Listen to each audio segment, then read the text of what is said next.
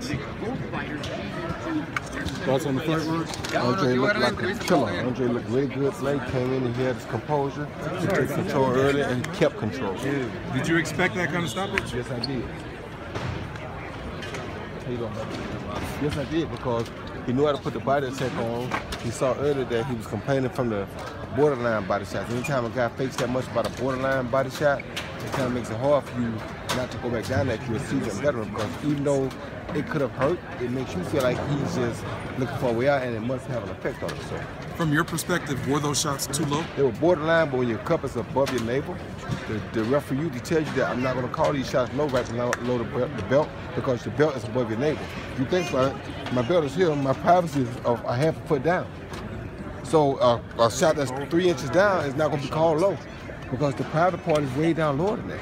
So when your cup is on above your navel, then you're not going to get a call for a low blow just because it's below the belt, because your belt is above your navel. So, but here's the thing, in those other countries like that, they don't know that sometimes. It's like he didn't know that if you felt like you got hit low, then hit back in the same spot. That's just what we know as coming up as amateurs. We learn that type of stuff.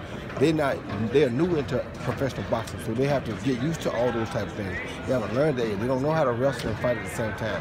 They're not used to the things, the ins and outs that we know, because we have an advantage on them as far as being able to do those things. They are better schooled as amateurs than our fighters are now, which is why you see more of their guys being champions now, but they're not schooled in the old school stuff that we do, because they're only 25 years old or so in pro boxing. Well, is that good enough to knock out Lomachenko and Golovkin on the pound for pound list? Is that good enough to put him as #1? Yeah, it is. It was good. He was already #1 in my eyes because of the people he fought already.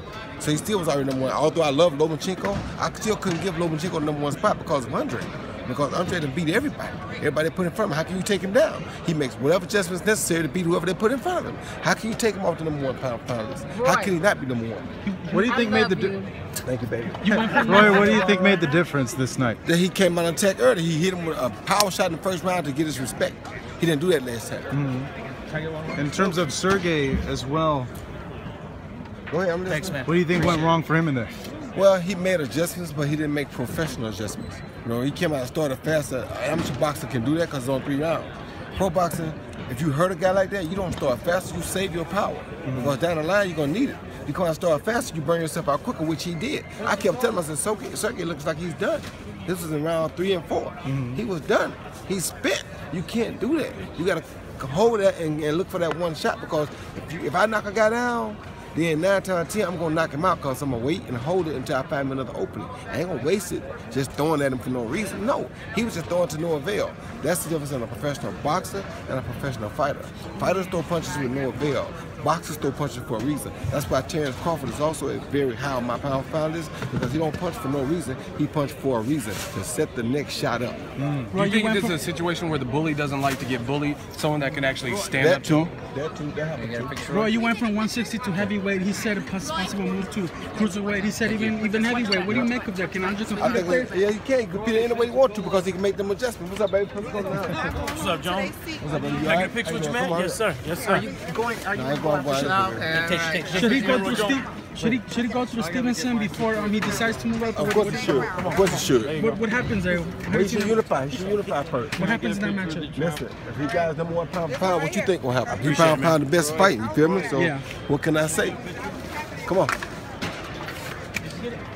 Let's go ahead. What does Lomachenko have to do to get pound for pound? You said you can't. That caliber opponent. You ain't fought that caliber opponent yet. You gotta fight those kind of guys and beat those kind of guys, and show that you can do those things against those caliber of guys to be #1 pound for pound. He hasn't had the opportunity because he hasn't fought those caliber guys. But like I always tell people, when you really look at it, you saw one of the pound for pound guys. Now he got a bad situation. Now he should have been called a no contest. But you saw Rigondeaux fight tonight, right? Rigondeaux 122, Lomachenko was 126. They both got 2 gold medals. Why we never put them in front of each other? Why?